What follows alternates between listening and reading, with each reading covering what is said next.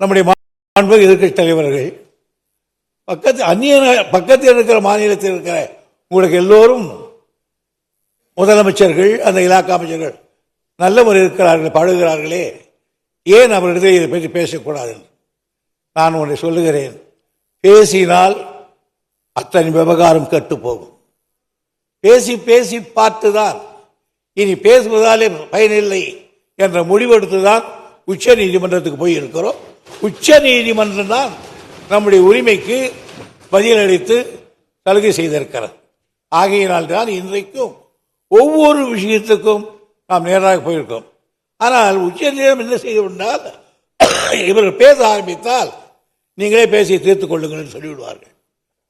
அவருக்கும் எதிர்கட்சி தலைவருக்கும் தெரியும். இப்ப மார்க்கண்டேய நதி இருக்கிறது. மார்க்கண்டேய நதியிலே அவர்களோட சின்ன அணை கட்டினார்கள். நாம் உடனே உச்ச நீதிமன்றத்துக்கு போனோம். எங்களுக்கு நீங்கள் ஒரு விசாரணை கமிஷன் போடுங்கள், நீதிபதி கமிஷன் போடுங்கன்னு போனோம். அவங்க உடனே நீங்கள் பேசி பாருங்கன்னு சொன்னாங்க. முடியாதுன்னு நான் போய் சொன்னோம். மறுபடியும் அவங்க நான் பேசி பார்க்கறாங்க. இந்த வேலை போயிட்டு நாம் ஒரு தடவை பேசினால் அதுக்கப்புறம் விவகாரம் முடியும். அதைத்தான் கடைசியாக பிபி சிங் இருக்கிற பொழுது பேசி பாருங்கள் என்று சொன்னார் கலைஞர் அவர்கள். இனி பேச முடியாது என்று சொன்னதால் தான் அன்றைக்கு டிபுனா நமக்கு வந்தது. ஆகையினால் இந்த இலாக்காக்களை பேசுகிற பொழுது அவர்களுடைய மனம் கூட வருத்தப்படும் என்பதல்ல எனக்கு.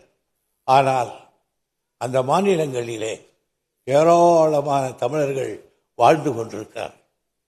ஒரு முறை நடந்து எவ்வளவு பெரிய விபத்து ஏற்பட்டது என்பது நமக்கு தெரியும். ஆகையினால் தான் ஜாக்கிரதையாக பேச வேண்டும் என்று நான் நினைத்தேன். ஒரு கால் நான் குறுக்கிட்டு அதில் வேகத்தில் ஒரு சொல் கூட வந்துவிடக்கூடாது என்று. பிளே ஸ்டோர் மற்றும் ஆப் ஸ்டோரில் இருந்து பாலிமர் செயலியை QR கோடு மூலம் பதிவிறக்கம் செய்யுங்கள். செய்திகளை உடனுக்குடன் பெறுங்கள்.